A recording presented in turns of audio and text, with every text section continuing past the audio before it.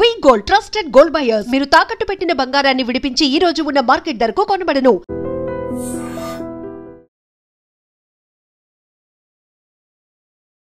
నమస్తే, welcome to I dream talking point with Kavitha. Vijayadashami రోజు ప్రతి ఏటా జరిగేటువంటి దేవరగట్టు కర్రల జాతరలో ఇద్దరు మరణించారు. 700 సంవత్సరాల చరిత్ర ఉన్నటువంటి ఈ ఉత్సవానికి సంబంధించి బన్నీ ఉత్సవంగా పిలుస్తుంటారు. ఈ ఉత్సవంలో ఇరు వర్గాలు ఒకరినొకరు కర్రలతో దాడి చేసుకుంటూ ఉంటారు. అదే సంస్కృతి సంప్రదాయంగా వస్తుంది. తమను కాపాడేటువంటి దేవుణ్ణి రక్షించుకునే ప్రయత్నంలో, ఆ దేవుణ్ణి సొంతం చేసుకునే ప్రయత్నంలో భాగంగా ఇరు వర్గాలకు చెందినటువంటి భక్తులు కర్రలతో దాడి చేసుకునేటువంటి సంప్రదాయం 700 సంవత్సరాలుగా కొనసాగుతూ వస్తుంది.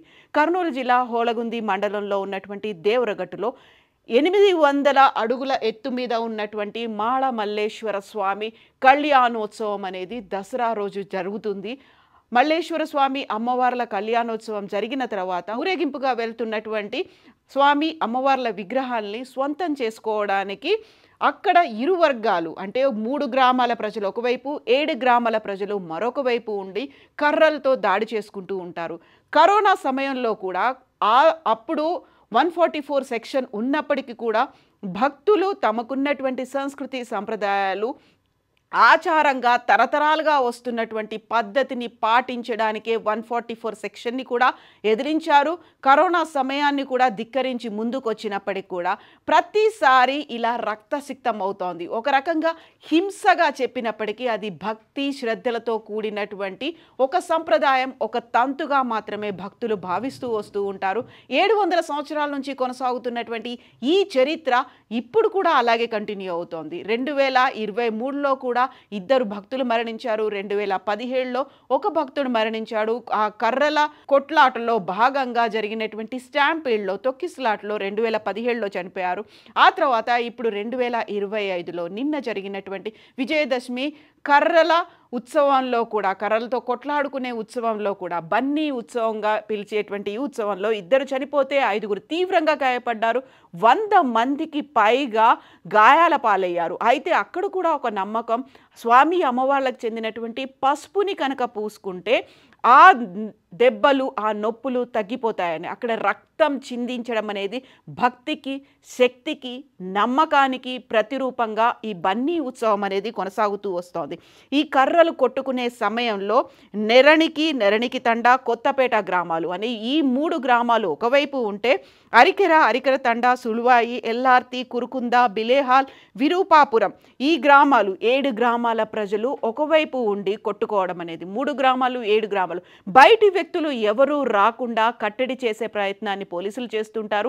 1000కి పైగా పోలీసులు ఒక బృందంగా ఏర్పడి ముందు నుంచి కూడా ఇలాంటి కర్రలతో కొట్టుకునే ఉత్సవాన్ని జరగకుండా చూడాలి, శాంతియుతంగా జరగాలని చూసినప్పటికీ ఇది హింస లేకపోతే ఒక హానికరమైనటువంటి ఉత్సవంగా భావిస్తూ వస్తున్నప్పటికీ భక్తులు మాత్రం దీనిని కేవలం తమ భక్తి శ్రద్ధలు, శక్తికి ప్రతిరూపంగా భావించడంతో ఈ ఉత్సవం అనేది ఇప్పటిదాకా కొనసాగుతూ వస్తుంది.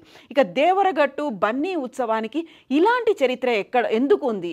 ఎక్కడా కనిపించినటువంటి చరిత్ర, కర్రలతో కొట్టుకునేటువంటి చరిత్ర, రక్తం చిందించేటువంటి చరిత్ర, దీంతో పాటుగా దేవుణ్ణి దక్కించుకోవాలి అనేటువంటి ఒక నమ్మకం, ఒక సాంప్రదాయం గతంలోనూ ఎక్కడా కనిపించినది దేవరగట్టులోనే ఎందుకు కనిపించింది? దీనికి సంబంధించి అక్కడ చారిత్రాత్మక ప్రాశస్త్యం అనేది కూడా ఉంది.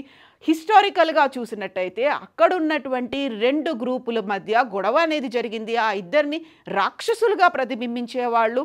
ఆ రాక్షసుల నుంచి గ్రామాన్ని రక్షించడానికి భైరవుడుగా మాళ మల్లేశ్వర స్వామి అక్కడ అవతరించాడు అనేది, కొలువై ఉన్నాడు. కాబట్టి ఆ భైరవ మూర్తి ఆ 2 గ్రామాలని ఇద్దరు రాక్షసుల బారి నుంచి కాపాడాడు. కాబట్టే ఈ ఉత్సవం జరుగుతోంది. ఆ నేపథ్యంలోనే రాక్షసుల నుంచి భగవంతుణ్ణి కాపాడుకోవడానికి కర్రలతో కొట్టుకోవడం అనే సంప్రదాయం వస్తుంది. 700 సంవత్సరాల సుదీర్ఘ చరిత్ర, సంప్రదాయం కలిగినటువంటి ఈ ఉత్సవం హర్షధ్వానాల మధ్య జరుగుతోంది.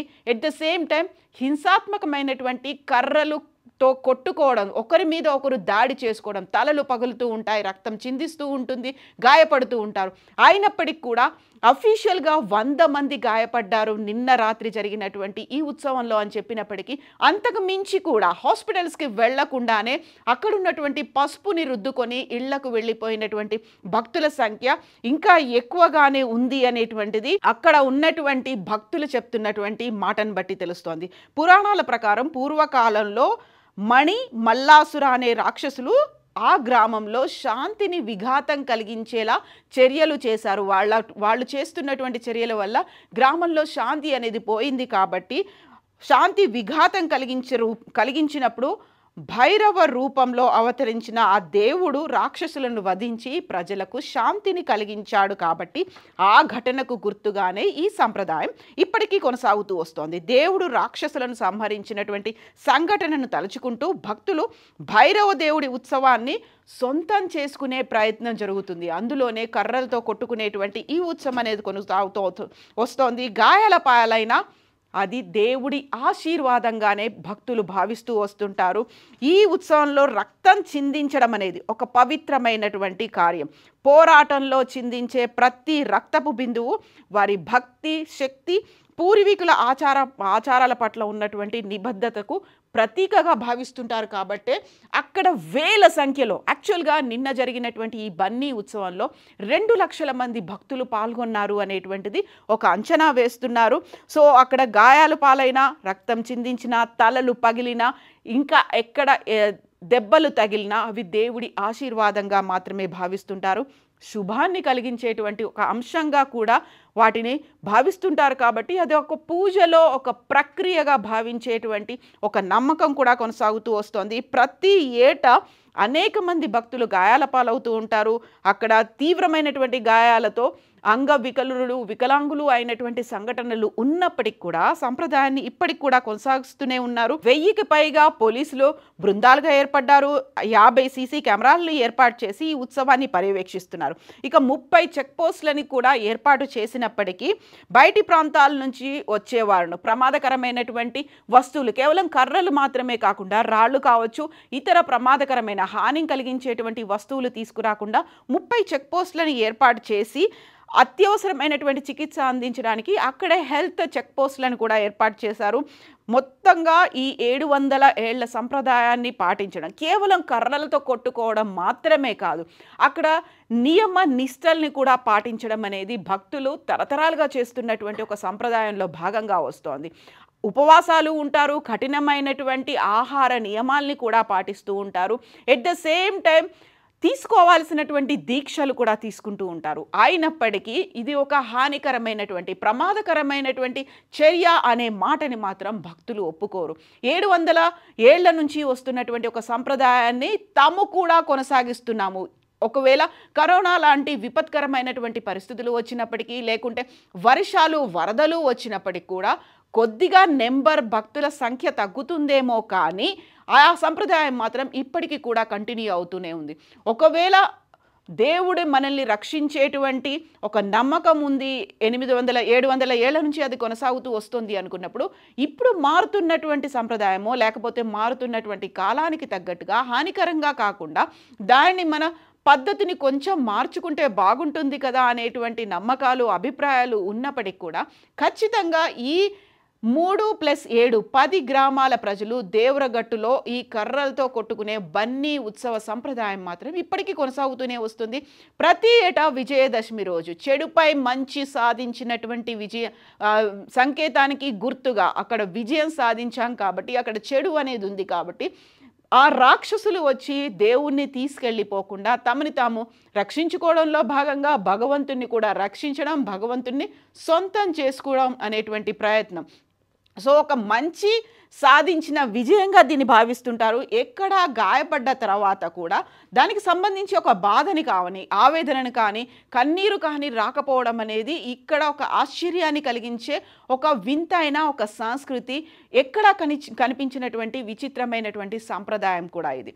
అయితే మరణించినటువంటి ఇద్దరు కూడా కర్ణాటకకి చెందిన వారిగా గుర్తించారు. ఆ తర్వాత 5 తీవ్ర స్థాయిలో గాయపడ్డారు. వారికి ఆసుపత్రుల్లో చికిత్సలు అయితే జరుగుతున్నాయి. 100 మందికి పైగా సాధారణ గాయాలు అయినప్పటికీ కూడా అంతకు మించినటువంటి గాయపడ్డ సంఖ్య అనేది ఇంకా ఎక్కువ ఉన్నప్పటికీ పసుపు రాసుకుంటే తగ్గిపోతుంది అనేటువంటి ఒక నమ్మకం. రక్తం చిందించడం అనేది తమ భక్తికి ప్రతీక, శుభ సంకేతంగా భావిస్తున్నటువంటి ఈ బన్నీ ఉత్సవాన్ని నిషేధించాలి అనేటువంటి మాటలు కూడా వచ్చినప్పటికీ అక్కడున్నటువంటి ఆ 10 గ్రామాల ప్రజలు దేవరగట్టులో ఇలా కొట్టుకునే సంప్రదాయం ప్రతి ఏటా కొనసాగుతూనే వస్తుంది. అక్కడ పోలీసులతో పాటుగా అక్కడ ఉన్నటువంటి రెవెన్యూ అధికారులు, ఆ తర్వాత వైద్య సిబ్బంది మాత్రం అలర్ట్గా ఉంటారు. ఆ రాత్రి జరిగే ఉత్సవంలో ఎక్కువగా గాయపడడం కానీ మరణాలు కానీ సంభవించకుండా చూసుకోవాలని. యాక్చువల్గా ఈ బన్నీ ఉత్సవంలో ఇది హానికరంగా భావిస్తున్నారా, లేకుంటే తీవ్రమైనటువంటి భక్తిగా భావిస్తున్నారా, లేకపోతే ఈ సంప్రదాయం ఇలా కొనసాగాలా, ఆపేయాలా? మీరేమనుకుంటున్నారో కామెంట్స్ రూపంలో తెలియజేయండి. నిజంగా ప్రస్తుతం ఉన్నటువంటి సమాజం దేనికి ప్రయారిటీ ఇస్తుంది?